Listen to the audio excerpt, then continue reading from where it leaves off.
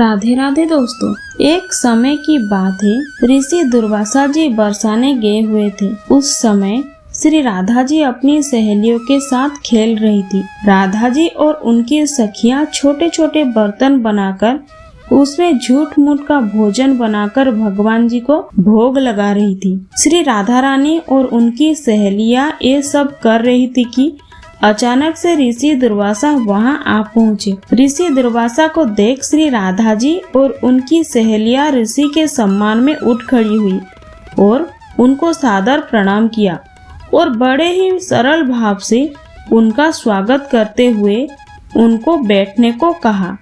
ऋषि दुर्वासा भोली भाली और छोटी कन्याओं के इस सरल व्यवहार को देखकर अति प्रसन्न हुए और कन्याओं द्वारा बिछाए गए आसन पर जाकर बैठ गए। जिन दुर्वासा ऋषि के सेवा में कोई त्रुटि न हो जाए, इस डर से त्रिलोकी हमेशा डरते रहते थे, उन्हीं दुर्वासा ऋषि के सेवा भाव श्री राधा जी और उनकी सखियां बड़े सरलता और प्रेम भाव से कर रही थी और ऋषि दुर्वासा उन्हें देखकर सिर्फ मन मन मुस्कुरा रहे थे।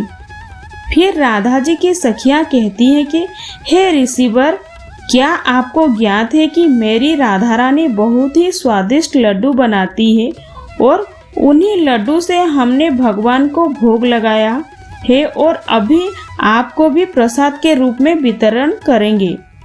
उसके बाद राधा जी की सखियां जाकर राधा जी के हाथों से बनी हुई लड्डू का प्रसाद ढो लाती है, किंतु वो लड्डू ब्रजराज का बना हुआ था। खेल खेल में बना हुआ झूठ का लड्डू था।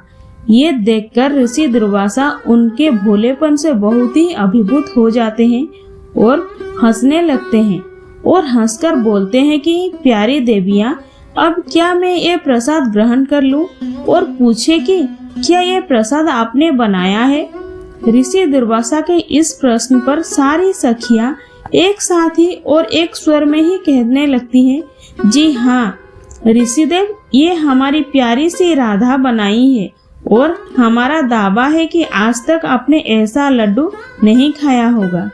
उसके पश्चात ऋषि दुर्वासा जैसे ही उस झूठ से बने लड्डू को प्रसन्नता पूर्वक अपने मुख में डालते हैं, वैसे ही ऋषि पूरी तरह से आश्चर्यचकित रह जाते हैं, क्योंकि एक तो उस लड्डू में ब्रजराज का स्वाद था और ऊपर से उसको स्वयं श्री राधा रानी ने अपने हाथों से बनाया था। इससे ज्यादा और क्या ही हो सकती है। अमृत को भी फीका कर दे ऐसा था स्वाद उस लड्डू का।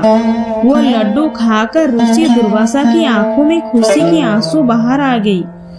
उसके बाद अत्यंत प्रसन्न होकर श्री राधा जी को अपने पास बुलाते हैं और बड़े ही प्रेम से उनके सिर पर अपने हाथ फेरते हुए और आशीर्वाद देते हुए कहा कि बेटी राधा, आज से तुम अमृत हस्ता हुई, अर्थ अमृत बनाने वाले हाथ।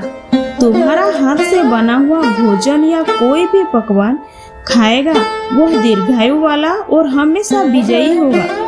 ऋषि दुर्वासा जी धन्य है जिनके आशीर्वाद ने श्री कृष्ण और राधा रानी को अत्यंत मनमोहक लीला के लिए एक मार्ग दिखाया। आशा करता हूँ कि ये प्यारी सी राधा रानी की कहानी आप लोगों को जरूर पसंद आई होगी।